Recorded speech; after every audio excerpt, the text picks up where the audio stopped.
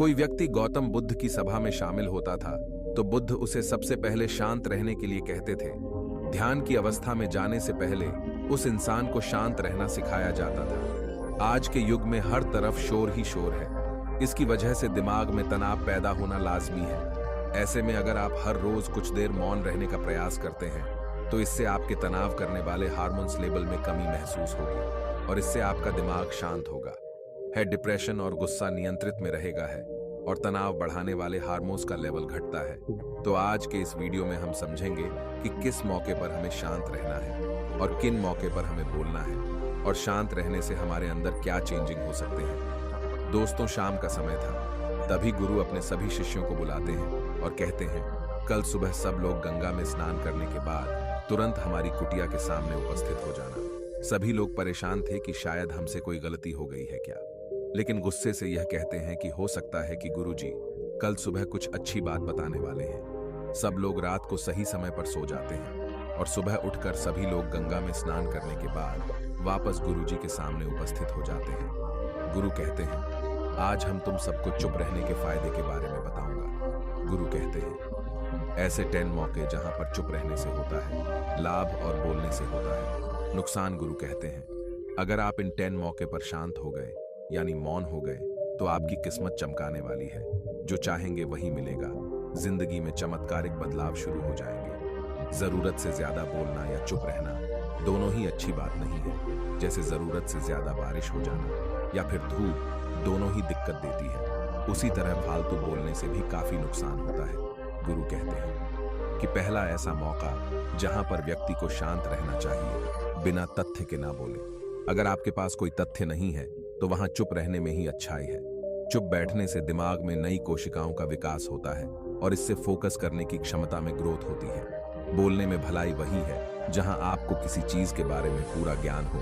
अगर आप बिना तथ्य के कहीं बोलते हैं या फिर बेवजह बोलते हैं तो आपका वहां मजाक भी बन सकता है। अगर आपको उसके बारे में संपूर्ण जानकारी नहीं है तो ऐसी जगह पर बोलने से आपका मजाक तो बनेगा ही और साथ ही साथ लोगों का भरोसा भी आपसे उठने लगेगा।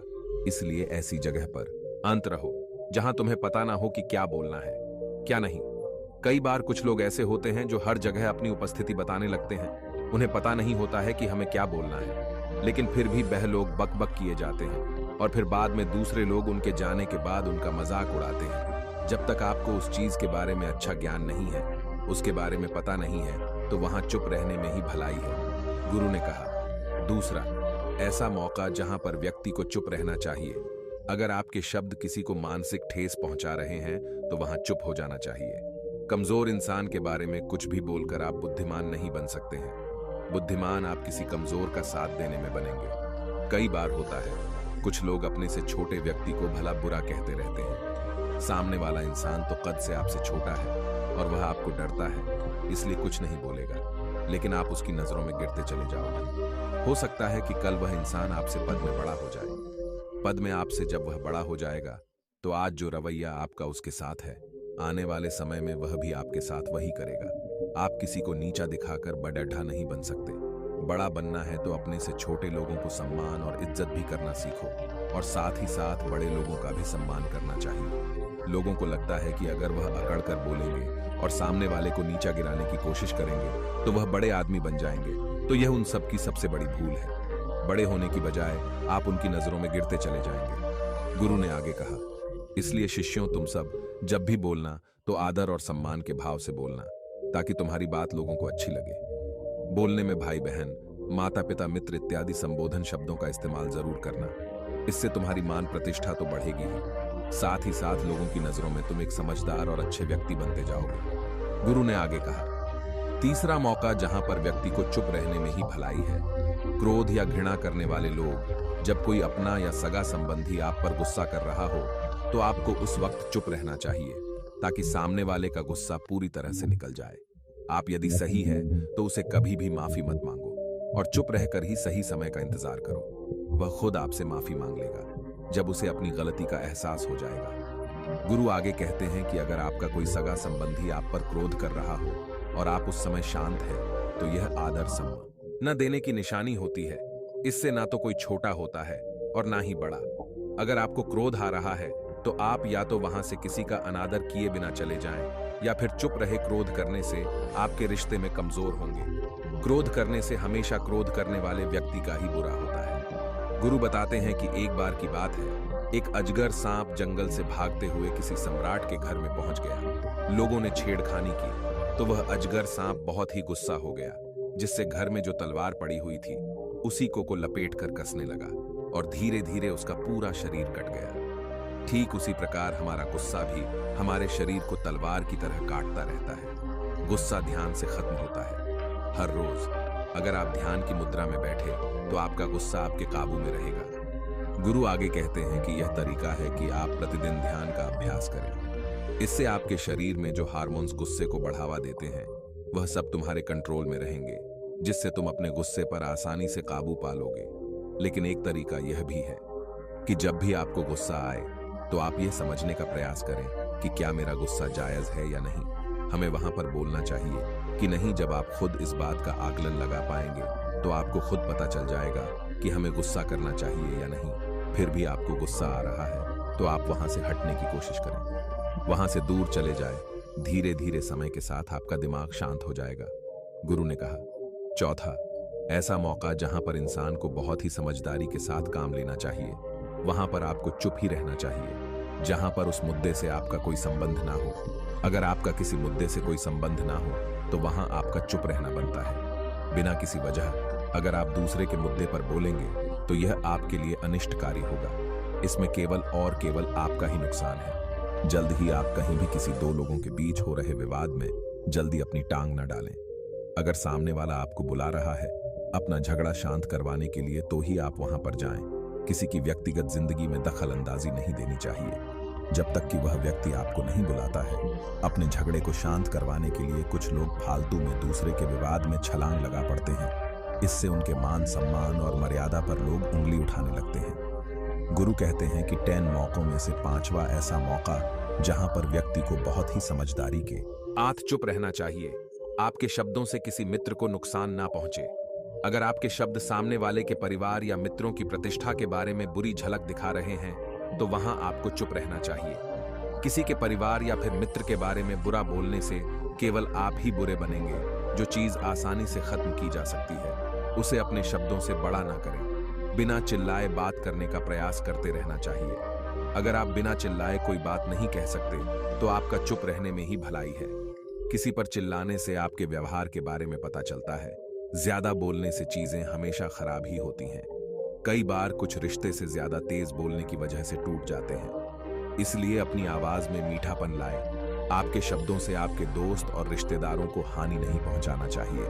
कभी कभी जब हम दोस्तों से मजाक कर रहे होते हैं तो आपके शब्दों से किसी का अनादर ना हो। मजाक को भी हमेशा शब्दों के मायने में ही रखें। जहां किसी को शब्दों से चोट लगे वहां शांत हो जाना चाहिए। ज्यादा बोलने से हमेशा नुकसान ही होता है। किसी और की प्रतिष्ठा को अपने शब्दों के माध्यम से उसे हानि नहीं पहुंचाना चाहिए। यदि आपके शब्दों से किसी और की प्रतिष्ठा को ठेस पहुंच रही है तो वहां आपको शांत हो जाना चाहिए। जब कोई व्यक्ति आपके सामने नहीं है तो आप उस व्यक्ति के बारे में बुरे शब्द किसी तीसरे व्यक्ति के सामने ना बोलें और ना ही उस इंसान की चुगली करें। गुरु कहते हैं, छठा मौका जहां पर व्यक्ति को चुप रहना चाहिए। जब कोई कर रहा हो किसी की बुराई, जब कोई आदमी आपके सामने किसी तीसरे आदमी की बुराई कर रहा हो तब तुम्हें चुप रहकर बस सुनना चाहिए। अपनी राय व्यक्त नहीं करना चाहिए, क्योंकि जो आज आपके सामने किसी तीसरे की बुराई कर रहा है वह कल किसी और के सामने आपकी बुराई भी कर सकता है। गीता के अनुसार जो इंसान अपने मुंह को बंद रखता है और बुद्धि से काम करता है वही इंसान समझदार होता है। बिना जरूरत के बोलना, किसी के बारे में किसी के बीच में बोलना, यह गलत बात है। कभी कभी हमारे लिए बुद्धिमानी इसी में होती है कि हमें अपना मुंह ऐसी जगह पर नहीं खोलना चाहिए। गुरु आगे कहते हैं कि 10 मौकों में से 7वां ऐसा मौका जहां पर व्यक्ति को चुप रहना चाहिए जब कोई नहीं समझे। आपकी भावना, यदि आपको लग रहा है कि कोई व्यक्ति आपकी भावना, दुख या परेशानी को शब्दों में नहीं समझ रहा है, यदि आपको लग रहा है कि सामने वाला व्यक्ति आपकी भावना या दुख को या पकी जो परेशानी है उसको वह समझ नहीं पा रहा है या समझने का प्रयास ही नहीं कर रहा है या वह आपको ध्यान से सुन ही नहीं पा रहा है तो ऐसे व्यक्ति के सामने आप शांत ही रहे, ना ही बोल तो बेहतर है, क्योंकि ऐसे लोगों को आपकी भावना या दुख से कोई मतलब नहीं होता है। ऐसे लोगों को अपना राज बताकर आप पछताएंगे ही बाद में। इसलिए हर किसी को अपने मन की बात नहीं बतानी चाहिए। अगर आपको लग रहा है कि सामने वाला आपकी बात को नहीं समझ पा रहा है, आपकी भावनाओं को नहीं समझ पा रहा है, तो वहां पर आपको नहीं बोलना चाहिए, क्योंकि ऐसे में आपका मजाक ही बन जाएगा। जब आपको लगने लगे कि सामने वाला आपकी भावनाओं को ठीक तरीके से समझ रहा है, आप जो कह रहे हैं वह ठीक से सुन रहा है, तभी आप उसे अपनी बात कह सकते हो। गुरु कहते हैं कि 8वां मौका जहां पर आपको चुप रहना चाहिए। जब कोई इंसान अपना दुख व्यक्त करे, यदि कोई इंसान अपने दुख या परेशानी को आपको बता रहा है, तो इसका मतलब यह है कि वह आपको अपना समझ रहा है। ऐसे में तुरंत ही उसे समाधान बताने के बजाय चुप रहकर उसके दुख या समस्या को सुने। उसके दुख या समस्या को किसी दूसरे को ना बताएं। वह इसलिए नहीं बता रहे हैं कि आप उसकी समस्याओं को हल कर देंगे, बल्कि वह इसलिए बता रहा है कि सामने वाला उसकी बात को समझ रहा है। कई बार बताने से दुख कम हो जाते हैं। आपको अपना दुख इसलिए बता रहा होगा कि उसे लग रहा है कि आप उसकी बात को समझ रहे हैं। दुख बांटने से कम हो जाता है। इसलिए जब कोई व्यक्ति अपना दुख आपको बताए, तो आप शांत होकर उसका दुख सुने, जिससे उसका दुख थोड़ा कम हो जाए, उसके मन का बोझ हल्का हो जाए, क्योंकि उसके मन में जो भी बातें थीं वह आपको सब बता दिया। गुरु आगे कहते हैं कि 10 जगह में से 9 ही ऐसी जगह जहां पर आपको चुप रहना चाहिए। जहां पर दुष्ट प्रकृति के लोग रह रहे हो और गंदी गंदी गालियां दे रहे हो, तो आप वहां पर मत जाइए। ऐसी जगह से आप चुपचाप निकल जाएं, अर्थात अपने प्रतिक्रिया दिए बिना आप वहां से चले जाएं। क्योंकि जिसकी जुबान खराब होती है, जो दुष्ट प्रकृति के लोग होते हैं, उनको आप ऐसे समय में नहीं समझा सकते हैं जब उनका दिमाग पूरी तरह से स्थिर हो जाए, तभी वह आपकी बात सुनेंगे। इसलिए जहां पर दुष्ट प्रकृति के लोग आपकी बात को ना मानते हो और ना ही सुनते हो, तो आपको वहां पर नहीं बोलना चाहिए। गुरु कहते हैं कि 10वां ऐसा मौका जहां पर आपको शांत हो जाना चाहिए। अपनी सफलता की चाबी किसी को ना बताएं। कई बार होता है कि कुछ लोग जो सफलता को बहुत ही जल्दी पा लेते हैं, वह हर चौराहा हर जगह अपनी सफलता का ढंडोरा पीटने लगते हैं। ऐसे में क्या होता है कि कई लोग आपकी सफलता से खुश नहीं होते हैं। अगर आप अपनी सफलता का जबरदस्ती लोगों में ढिंढोरा पिटवा रहे हैं, तो लोगों की नकारात्मक ऊर्जा आपको प्रभावित कर सकती है। जब आप सफल होंगे तो सबको पता चल जाएगा कि आप सफल हो गए हैं। ढिंढोरा पीटने से नुकसान आपका ही होगा। इतना कहकर गुरु ने कहा शिष्यों को कि तुम सब अब जाओ और उतारो अपने जीवन में मेरी यह 10 बातें और जीवन को खुशी खुशी से जियो, क्योंकि मेरी यह 10 बातें आपके जीवन में किसी वरदान से कम साबित नहीं होगी। तो दोस्तों, आज के वीडियो में बस इतना ही। उम्मीद है आपको यह पसंद आई होगी। अगर पसंद आई होगी तो वीडियो को एक लाइक करना मत भूलिए।